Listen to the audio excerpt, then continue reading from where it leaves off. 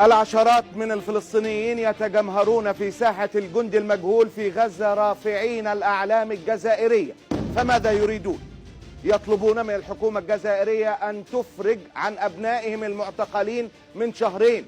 53 فلسطيني أغلبهم من قطاع غزة وغالبيتهم حاملين للمؤهلات العليا غادروا غزة هربا من ظروف الحياة القاسية، فقبضت عليهم السلطات الجزائرية وكأنها في طريقها لإعادتهم للقطاع مرة أخرى.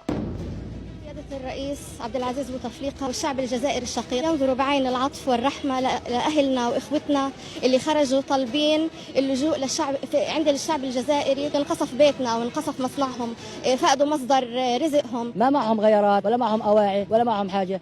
هذا ابن الشهيد حسام أبو جاسر، أبوه انقصف وهو بخرفه وبتحدثوا مع بعض وانقصف قدامه. بعدنا اللي فوقينا واللي تحتينا عشان